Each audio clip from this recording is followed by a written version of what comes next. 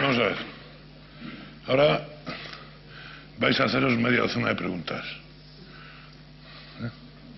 Las preguntas que tienen preparadas son muy buenas. Porque además estos dos señores son amigos y tal. Y se habían leído los papeles y se los habíamos pasado. Y entonces yo creo que era mejor que les hicieran ellos las preguntas que no que les las hiciera el moderador. Yo cuando leí las preguntas, pues no se hubieran ocurrido otras. El reglamento nos manda que no invirtáis más de 2 minutos en la pregunta. Y el que responda no invierte más de 3 minutos en la respuesta. Empieza tú, que eres más joven. Vale. Bueno, la primera pregunta que tenía pensada es, cuando se elaboró la reforma 2011, que la he elogiado como la mejor reforma desde el año 85, a mí lo que me sorprendió cuando la vi es que se marcaba como punto de, digamos, de empezar a pensar en el factor de sostenibilidad, que sabemos que es un punto clave porque transforma un sistema donde la prestación está definida a un sistema donde la prestación al menos dependa de variables demográficas relevantes. Se marcó como el momento en el cual había que discutir el desarrollo de ese factor el año 2027. Si las previsiones que teníais y que manejabais decía que solo ibas a resolver un tercio de los problemas, y teniendo en cuenta que el tema de las pensiones es muy complicado, porque si esperas a que el problema lo tengas encima, eso no es lo mejor que puedes hacer, porque los ciudadanos tienen que tener tiempo suficiente de margen de reacción para adaptarse a las consecuencias. Es decir, si yo, por eso me parece muy bien el periodo transitorio de hasta el 2027. Si a mí una persona que tiene 63 años le dices que tiene que trabajar hasta los 70, pues no parece justo, porque a lo mejor pues no ha invertido en su capital humano, no ha hecho cursos de formación. Es decir, hay que decirlo con suficiente antelación. Entonces la pregunta que yo tengo es, teniendo estas dos cosas en cuenta, sabiendo que no resolvía más que un tercio de los problemas y sabiendo que es necesario advertir con tiempo a los trabajadores para poderse adaptar, ¿por qué estabais convencidos de que el sistema podía aguantar más allá de 2027? 3 minutos, a ver, Mariano. Sí, bueno, con ese grado de convencimiento que se puede tener en este tipo de materias, ¿no? Lo que estábamos convencidos era de que si no había un gran deterioro adicional en el mercado de trabajo, estamos hablando del año 2011, cuando exactamente en febrero del 2011, enero, febrero, esa Navidad del 2010 también la utilizamos para estas cosas. Lo que estábamos convencidos era de que el sistema, si no había un gran deterioro adicional, podría, con el fondo de reserva y con, a lo sumo, leves manejos en el tipo de cotización, podría aguantar, teniendo en cuenta el horizonte de reforma, sobre todo la elevación de la edad de jubilación, podría aguantar hasta ese momento. Estos son los efectos, estos eran los efectos que calculábamos. El retraso, por ejemplo, a la altura del 2030, el efecto conjunto de periodo de cómputo, retraso de la jubilación, fórmula de cálculo, el factor aún no había entrado, pues estábamos en torno a 1,4% de reducción del gasto en términos de PIB.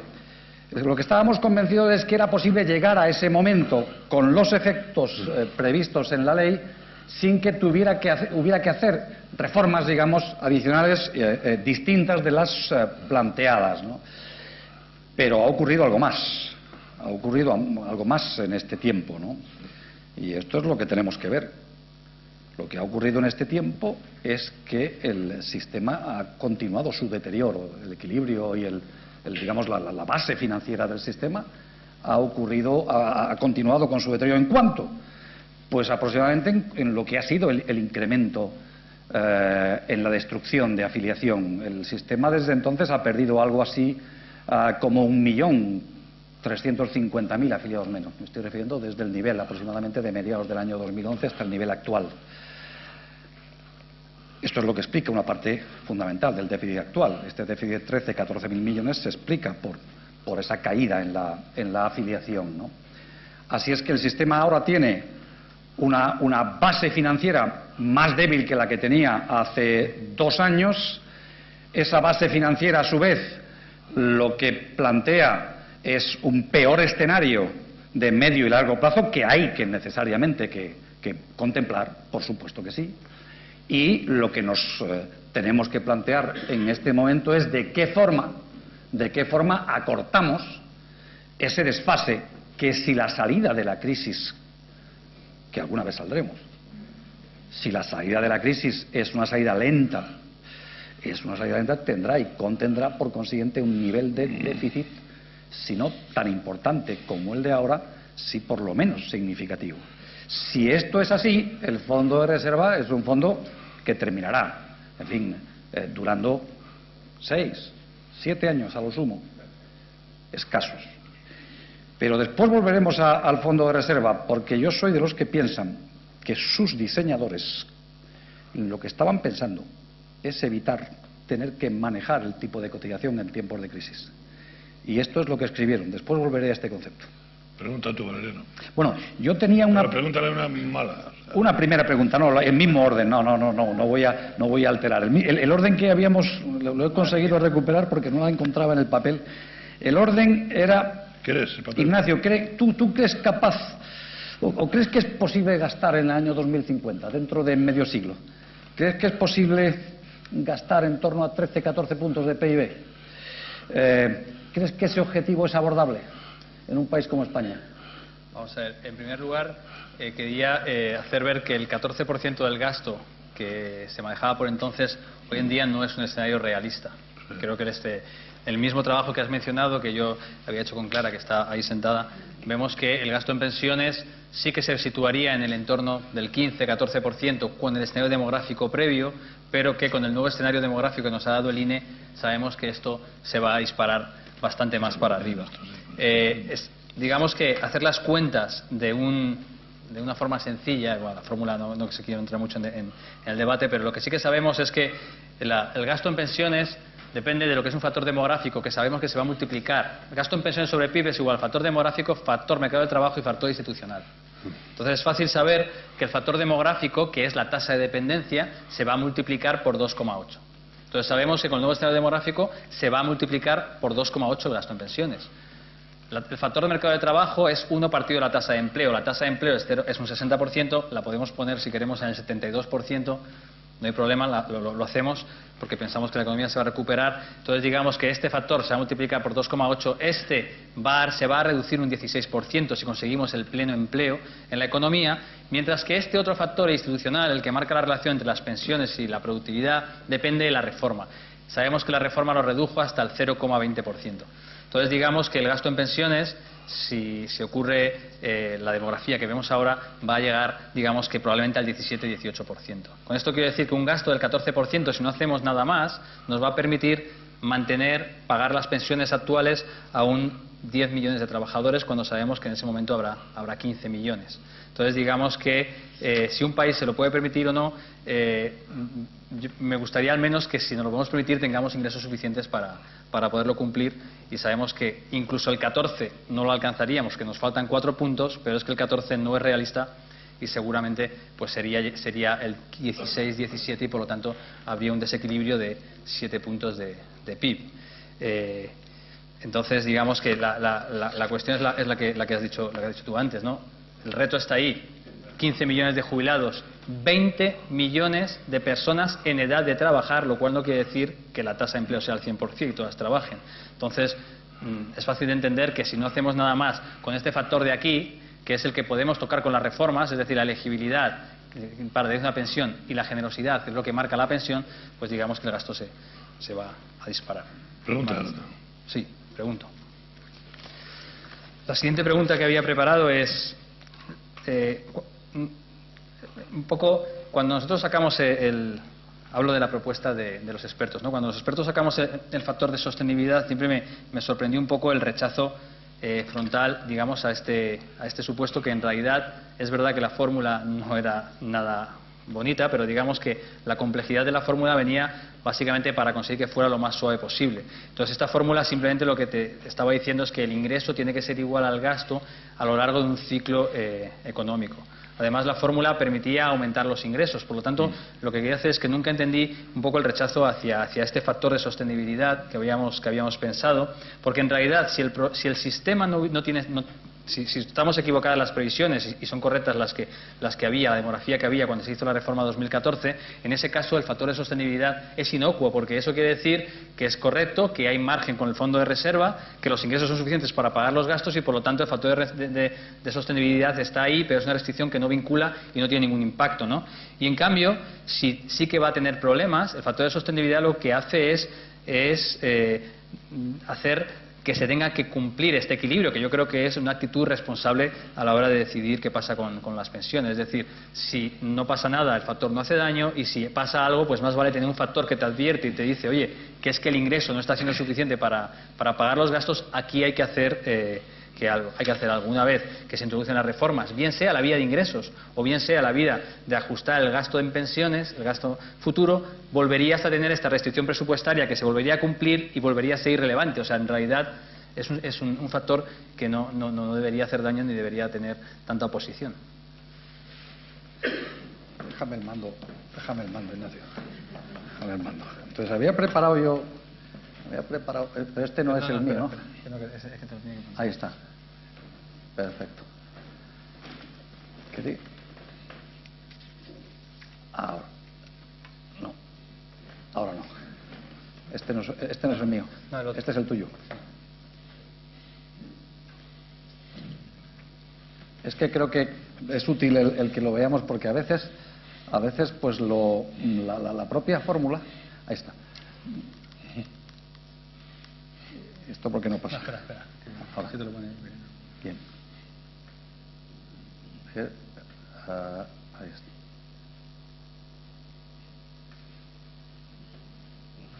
Yo creo que tienes que tocar este. Este de aquí, ese es, sí, abajo, eso es.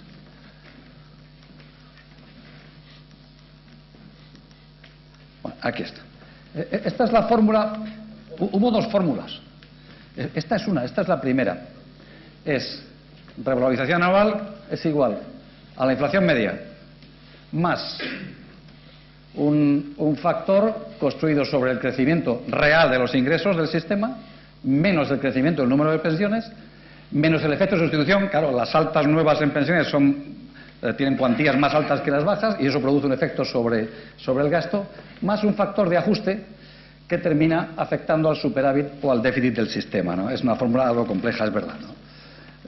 La verdad es que es una fórmula donde no es fácil, ¿no? Para los pensionistas no es fácil que sea transparente. Después se quitó la inflación media, curiosamente, y se añadió aquí, esta inflación media pasó a ser el crecimiento nominal de los ingresos, con lo cual no varió en absoluto nada la fórmula, ¿no?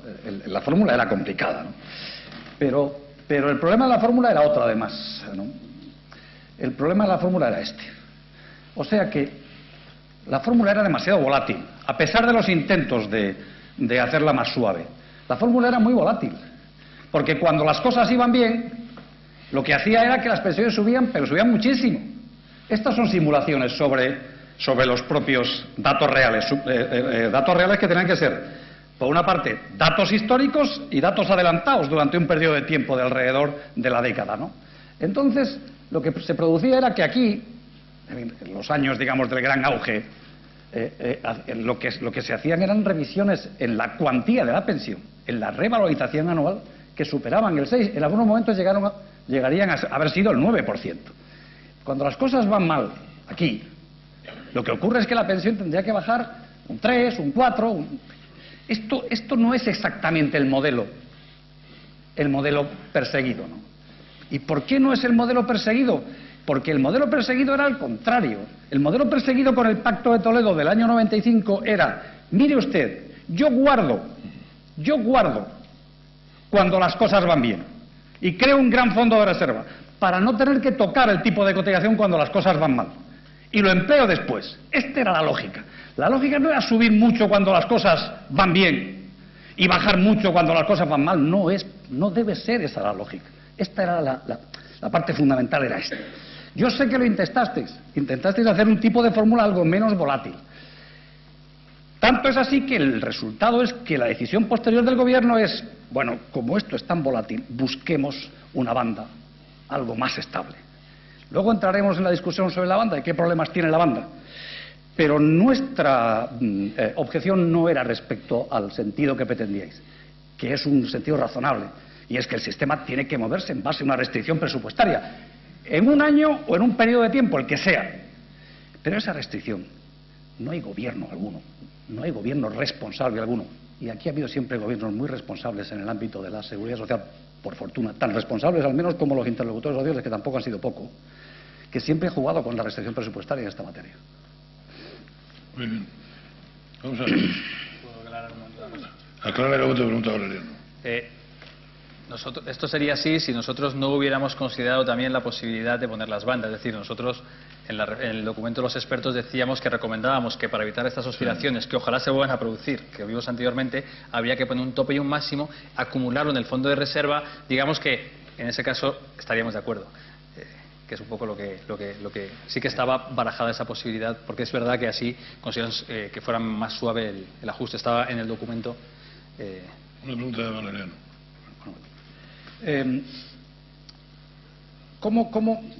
La idea era cómo enfocarías el horizonte de evolución de los ingresos y gastos del sistema, ¿no? en el contexto del medio y largo plazo. Ya has citado antes un poco el objetivo, pero se trata de ser un poco más preciso con este tiempo adicional. Bueno, la verdad que la ecuación que marca los ingresos también hay una entidad contable que es muy sencilla. O sea, básicamente lo que sabemos que los ingresos por cotizaciones sobre el PIB, que es un poco lo que buscamos, al final, esto es una identidad contable, aquí no hay esto es como 2 y 2 son 4. Al final tiene que ser igual al salario dividido por la productividad media multiplicado por el tipo de cotización. Esto se tiene que cumplir. Entonces, digamos que ¿cómo conseguirías que los ingresos aumentaran sin tocar el tipo de cotización? Solo lo podrías conseguir si el salario creciera más que la productividad media. El salario medio creciera más que la productividad media, cosa que sabemos que no es posible, ¿no? Entonces, porque el salario, si a un trabajador le pagas más de lo que aporta, pues nadie lo va a contratar, porque digamos que los salarios han de evolucionar con la productividad. Por lo tanto, esta variable de ingresos sobre cotizaciones es estable y depende de esto, que es el tipo de cotización. Si no lo tocas, se mantiene constante. Como había enseñado Valeriano en el gráfico anteriormente, veíamos que los ingresos sobre PIB prácticamente son una línea recta, ¿no? Pequeñas oscilaciones por los cambios en los tipos de cotización. Entonces, es fácil saber, es fácil anticipar que si no hacemos nada con los ingresos no van a superar nunca el 10% del PIB. A veces se dice, bueno, la productividad, se puede conseguir salarios más altos, recaudar más. Por lo que acabo de decir es imposible, porque salarios más altos, si solo se mira un poco a los salarios, en el futuro los trabajadores tendrán mejor educación, tendrán salarios más altos y por lo tanto se recaudará más. Correcto, se recaudará más, pero si el salario se lo están dando más altos porque la productividad del trabajo también es más alta. Y por lo tanto, como lo que nos interesa es el gasto, el ingreso sobre PIB se va a mantener constante. Esto quiere decir que la perspectiva que hay de los ingresos del sistema de pensiones en las próximas décadas, si no se toca nada, va a ser estable en torno al 1%, en torno al 10%.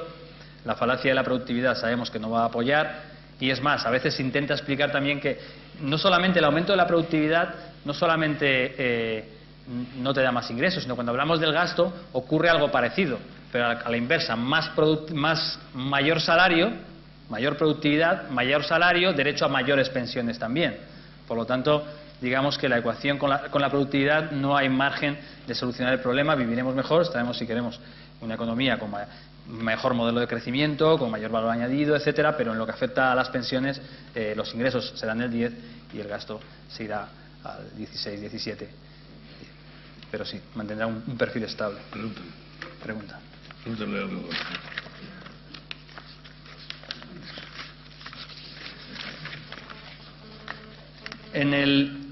Vamos a situarnos en el mejor escenario posible, el que había en la reforma 2014, que el gasto se va a ir al 14%. Los ingresos se van a quedar en el 10%. Entonces, imaginemos que la demografía se da la vuelta, etcétera, y que pudiéramos. Entonces, ¿cuál crees que es la solución? Porque digamos que en el artículo, cuando lo he leído, pareces hacer ver que la solución solamente puede venir por el aumento de los ingresos. Claro, a mí esto un poco me preocupa, porque si tenemos que cerrar 4 puntos de PIB con aumento de cotizaciones de déficit, y es un 4% que sabemos que es bastante más. porque no son 4, sabemos que será bastante más. Yo sé que un punto de PIB es aproximadamente 3,2 puntos de cotización, pues digamos que tendrías que aumentar las cotizaciones, pues seguramente en 14 puntos, ¿no? Y entonces es algo que sabemos que tal como está el mercado de trabajo, que la situación en España no parece que sea esta la vía, ¿no? Entonces, si podías concretar un poco más qué es lo que crees que habría que hacer con los ingresos para conseguir, o si piensas que hay que hacer otras cosas aparte de los ingresos para conseguir el equilibrio presupuestario del sistema de las pensiones. Sí, en el ejemplo al que me refería al comienzo de mi intervención, ¿no? El ejemplo donde comparemos una familia de comienzos del siglo XX, ¿no? Esa es una familia, España no tenía todavía, por cierto, un sistema de reparto, ¿no? Y de pensiones públicas, es en el 19, en la ley del retiro obrero cuando lo creó, ¿no? La Comisión de Reformas Sociales en 1903 ya avanzó algunas ideas a ese respecto. Un médico que se llamaba Jaime Vera algo dijo sobre esto. ¿Cuál era el tema? El problema fundamental, efectivamente, era que teníamos familias con 4 o 5 personas y padres que vivían apenas 4 o 5 años, el poco porcentaje que lograba superar los 65 años. En ese contexto era fácil financiar el sistema de cotización con tipos bajos y con relativa facilidad de expansión rápida del sistema. Ahora tenemos familias con 1 y pico, ¿no? 1 y pico y padres que viven más de 20 años, ¿no? Así que el tipo de cotización se ha multiplicado prácticamente por 10 del que sería el tipo de cotización de equilibrio entonces, ¿no? O sea que nuestra vida, la vida de los sistemas de pensiones, han sido vidas construidas así. ¿Qué decimos? En efecto, decimos que, o digo en este caso, que el sistema necesita efectivamente hacer más esfuerzo. Claro. Tendremos que hacer más esfuerzo porque los hijos que tengan que ayudar y contribuir a la vida de sus padres que viven más tiempo y ellos mismos siendo menos tendrán que hacer un mayor esfuerzo. Los de principios de siglo, 5 hijos para cuidar durante 5 años que vivían sus padres, los que lograban superar los 65 años era 1 año por hijo. Los nuestros son 13 años prácticamente por hijo, los de ahora. O sea que viviremos efectivamente más tiempo y el esfuerzo necesario para el sostenimiento de la gente mayor, de nuestros mayores, es mayor, sin duda alguna. Lo que decimos es sostenible cubrir ese desfase entre un escenario de gasto en el mejor de los casos, en torno de 14 puntos de PIB y unos ingresos por cotizaciones que no es razonable esperar, ni razonable ni técnicamente posible esperar que superen el 10% del PIB. Lo que decimos es, lo que decía el propio acuerdo del año 2011, es que naturalmente en el tiempo es necesario contemplar otras fuentes de ingresos del sistema. De la misma forma que ya se contemplaron, no es un acontecimiento nuevo para el sistema, porque el sistema pasó de financiar el gasto sanitario, por eso lo he citado, todo el gasto sanitario, prácticamente todo, a no financiar nada. Y naturalmente los impuestos tuvieron y se hicieron cargo de ese modelo. Lo que digo es que hace falta ir preparando al sistema para un acopio lento de nuevos ingresos procedentes de los tributos y una elevación progresiva, si no cambia la tasa de crecimiento del empleo en el corto plazo, una elevación progresiva en el tipo de cotización. Sé muy bien que esta no es la solución óptima, ni muchísimo menos, pero sé muy bien que también hay margen, todavía hay margen. Pregunta tu última pregunta. No, tengo 2 más, ¿no? Pues la pregunta es la siguiente. 5 Si logro, sí, ya está aquí. ¿Cuánto, en tu opinión, solo contemplas, digamos, una cobertura de ese desfase vía reducción de gastos? ¿O crees que puede haber cabida y debe haber cabida para otras fuentes de ingresos? Impuestos, etcétera. Vamos a ver, yo creo que el sistema de pensiones va a aumentar el gasto, lo sabemos. Yo creo que un 14% no va a ser más. Yo creo que la solución que se tiene que contemplar tiene que abarcar también, esa es una opinión personal, un aumento de los ingresos. Pero creo que pensar que se va a arreglar solo con el aumento de los ingresos no me parece que sea realista ni asumible. Es decir, el sistema, cuando se haga la reforma, lo voy a dejar un poco para la última pregunta que me vas a hacer, pero como veo que va a haber menos, digamos que el sistema de pensiones ahora mismo, si se aprueba la propuesta de los expertos en el Congreso las próximas semanas, de alguna forma, como he dicho antes, se va a tener garantizada la sostenibilidad. El sistema va a ser sostenible. Pero, digamos que la sostenibilidad está bien, pero ese es el pilar sobre el que tiene que asentarse el sistema de pensiones del futuro. Entonces, en este sistema de pensiones del futuro tiene que haber, desde mi punto de vista, un gran acuerdo político y social para decidir qué sistema de pensiones queremos. Porque realmente yo creo que se ha visto aquí, los números, pocas cosas son más fáciles de resolver, como decía Fidalgo el otro día, que el tema de las pensiones. Entonces, digamos que en ese momento en el que nos sentemos, os sentéis, la sociedad en su conjunto, y a decidir cuál es el sistema de pensiones que queremos, pues ahí habrá probablemente que dotar de más ingresos con un calendario que no dañe al crecimiento económico.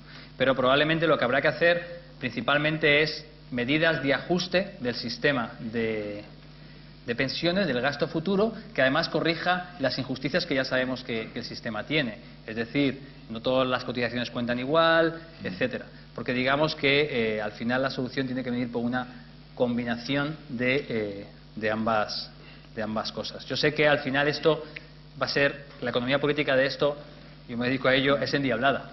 O sea, conseguir convencer que la solución es recortar las pensiones del futuro y aumentar un poco los ingresos, este debate, abrirlo ahora, pues me parece que es completamente impopular y es completamente endiablado. Pero si no somos capaces de ponernos de acuerdo en esto, pues digamos, no vamos a conseguir tener lo que todos queremos, un sistema de pensiones para los años venideros. Vamos a ver, vamos muy bien de tiempo. Gracias no al moderador, sino a los ponentes. Creo que nos están demostrando, no solo que saben de esto, sino que tienen interés. A mí esto me parece importantísimo. Importantísimo. O sea, yo no entiendo cómo este país, bueno, si lo puedo entender, ¿no? Teniendo la que tenemos en cuestiones que son meramente prácticas y además que definen el futuro nuestro y de la gente que nos va a seguir, se puede permitir tirar páginas y páginas de tinta. Bueno, compramos por la mañana al kiosco, ¿no? Les voy a dar otra palabra a cada uno. Pero yo, una cosa que me ilustró muchísimo fue cuando empezó el debate en Alemania, en la última legislatura del canciller Schröder. Nosotros habíamos hecho aquí un acuerdo de pensiones y todos los sindicatos españoles éramos considerados reformistas en materia de pensiones. Y nos invitaron allí.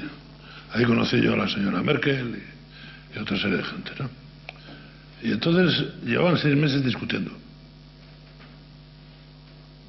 Y no se movía una hoja. No se movía una hoja. Ahí se argumentaba de todo, ¿eh? Eran reuniones que duraban un fin de semana, donde había expertos, había políticos, había empresarios, había sindicalistas, y estaba hasta una especie de conferencia episcopal alemana, que yo me interesé por ella, y dijeron que era gente que tenía mucha autoridad moral. La verdad es que en algún debate les vi templar bien aquello, pero allí no se le fue la mano a nadie. Luego tuve también la oportunidad de estudiar con un poco de profundidad la reforma sueca, la de la carta naranja esta que reciben. Estuvieron un año discutiendo y allí nadie agredió a nadie. Nadie acusó a la contraparte de querer arruinar a no sé cuántas generaciones de pensionistas. Nadie acusó a nadie. Yo sé que esto no depende de vosotros dos, y yo me alegro que estéis vosotros dos. Este ámbito, este foro, tampoco es un foro airado, ¿no? Esto no es... Parece que es gente reflexiva, interesada por los demás y por la vida. Una pregunta de cada uno, y luego daremos 4 o 5 preguntas para que la gente conteste y haremos un pequeño colofón. A ver, como queráis. Vale. No, tocaba a ti, ¿no? Tocaba a ti. Yo creo que es que antes me he quedado con las ganas de contar un poco los ejemplos de las injusticias del sistema, un poco para hacer ver que todavía hay mucho que hacer para mejorar el sistema de pensiones, porque la gente piensa que el sistema de pensiones está ahí y que la gente quiere reformarlo por la demografía, pero no es así. Permitirme simplemente 3 ejemplos. Uno es Carlota y Carlos. Carlota ha cotizado 14 años y 364 días.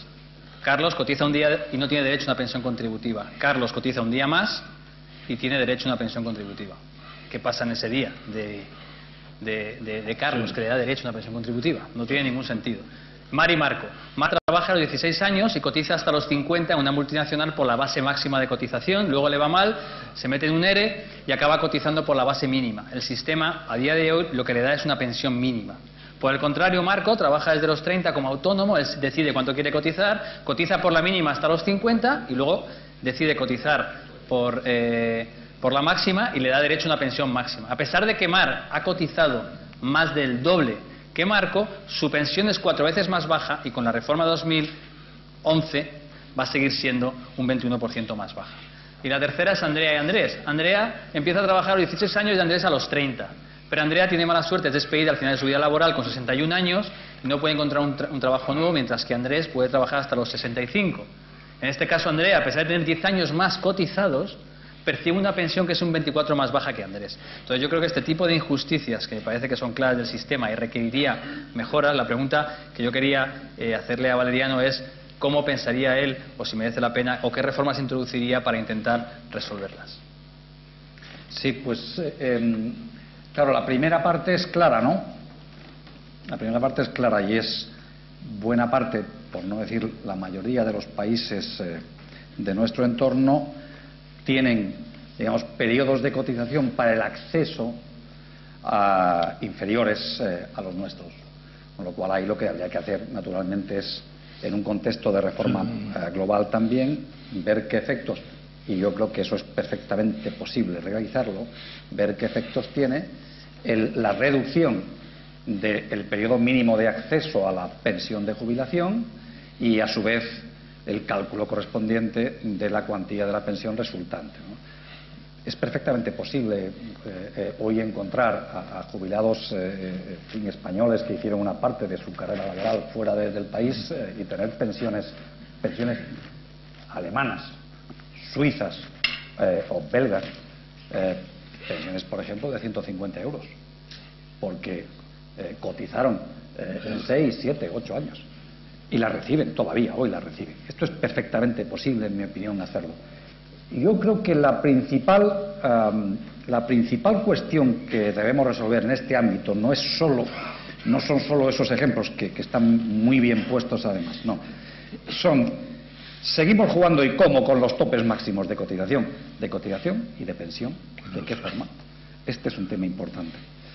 Y el otro tema ¿es posible seguir haciendo que prácticamente hoy un 25%, prácticamente un 25% de los afiliados al sistema elijan su base de cotización y un 85% de ellos elijan la base mínima? Me estoy refiriendo naturalmente a los trabajadores por cuenta propia.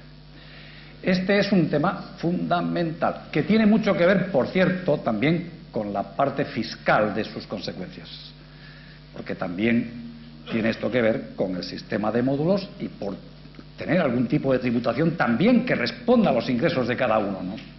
De la misma forma que el trabajo por cuenta ajena hemos aproximado históricamente, ya no hay bases tarifadas como las había en el pasado, daba igual cuáles eran los salarios, la base estaba tarifada y la decidía el gobierno y el Estado. Esto no se hizo así.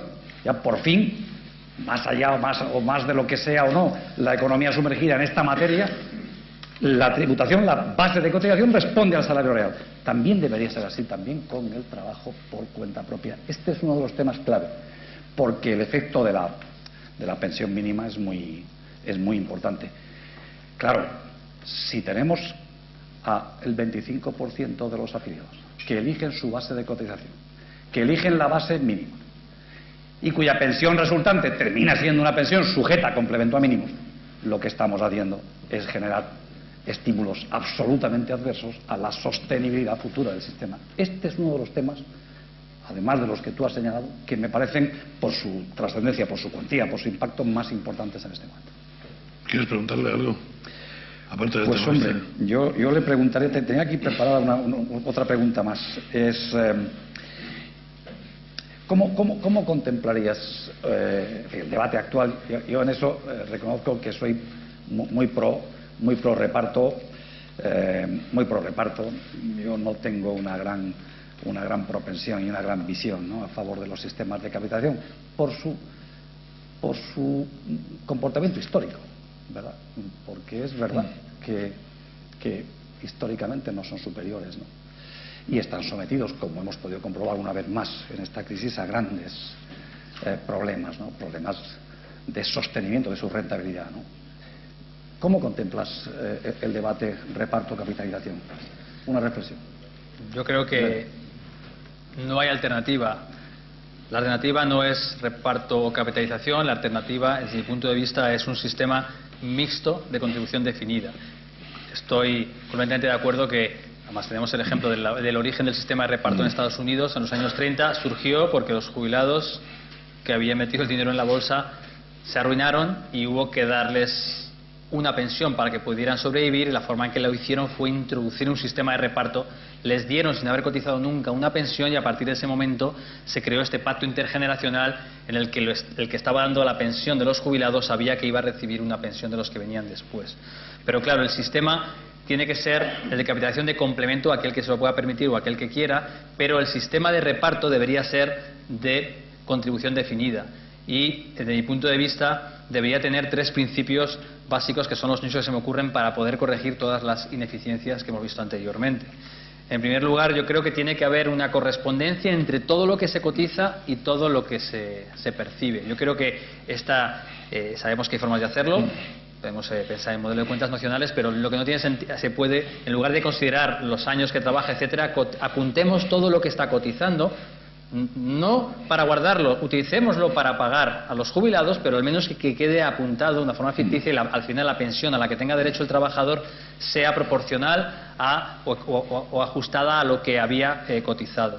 Al mismo tiempo, la edad de jubilación no debe ser obligatoria para todo el mundo, debe ser flexible. Si el sistema está equilibrado de tal forma que lo que una persona cotiza y lo que una persona recibe en forma de renta vitalicia está ajustado, el trabajador puede tener total libertad para jubilarse cuando quiera. A veces tendemos a pensar que todo el mundo tiene que jubilarse más tarde, pero aunque sabemos que en media la población va a vivir más años, hay personas que tienen una salud peor que otras y le puede interesar irse antes, en la medida en la que el por irse antes al final va a recibir una pensión más baja y que esté ajustado a lo que ha cotizado, no habría ningún problema para el sistema, o simplemente se quiere ir antes, tiene una mayor valoración del ocio.